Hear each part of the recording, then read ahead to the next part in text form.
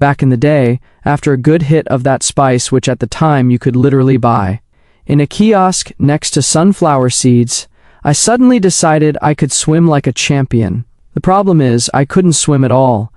I could only sink beautifully. Summer, the river, my friends are already in the water, and I'm standing there on the bank thinking, this is it!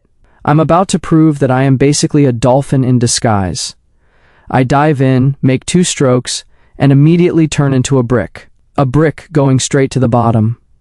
My arms flail around like I'm auditioning for synchronized swimming, but it's useless. The last thing I see as the river closes above my head are my friends on the shore calmly discussing who gets my phone if I don't make it back up. One even says, well, guess I've got myself a new iPhone. They pulled me out, coughing water like a fountain, and the first thing I asked was it at least a stylish dive? And that's how I earned the nickname Aquaman without the aqua.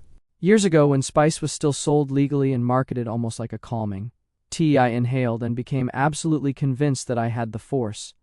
The actual Jedi Force. I walk out to the road, see a car approaching, and I think, this is it. I'll stop it with just my hand and my willpower.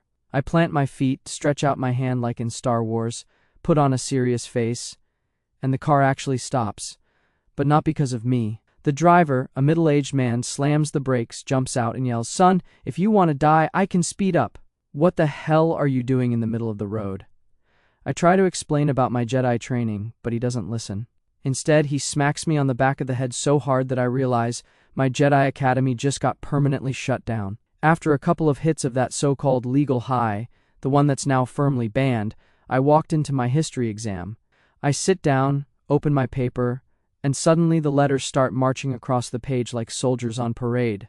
I blink, and they form into columns. At that exact moment, the door opens and the teacher walks in. But to me, it looks exactly like Lenin himself just entered the classroom. Cap, beard, everything. I stand up and say with full conviction, Comrade Lenin, allow me to copy answers for the sake of the revolution. The room goes dead silent. The teacher walks over, looks me in the eye, sighs, and says, write quickly before the commission arrives. To this day, I don't know if he actually said that or if it was the spice whispering in my ear. But somehow, I passed that exam, and I'll never know if it was my brain, my teacher, or Lenin personally giving me a hand. Back in those glorious times when spice was treated almost like a vitamin for the nerves, I inhaled and felt it, the urge to fly. Not metaphorically, but literally. I climbed onto the second-floor window ledge of the dorm, spread my arms like wings, and imagined an iron suit strapping itself around me like in a superhero movie. In my head, epic music swells as I leap into the air. In reality, I soar majestically for 3 seconds before landing belly first into a rosebush. The entire dorm gathers to stare at me lying there in the flowers, bleeding slightly but smiling like an idiot. And all I can think is, at least it looked cinematic. Since then, everyone just calls me Bird. And you know what? That nickname stuck harder than any of the bandages they had to wrap me in.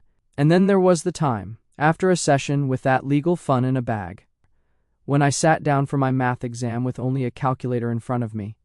I look at it, and suddenly it talks. Out loud. Bro, don't smash the button so hard, I can do the math for you. I nearly fall off my chair, but I start pressing gently. It guides me, divide that by 2. No, not like that. Multiply here. Good. I write down the answers, and everything works perfectly. Then, without warning, the calculator goes silent and shuts off forever. To this day, I wonder, was it just the batteries dying, or did the poor machine decide it had done enough for one idiot stoned on spice? Goodbye, my friends.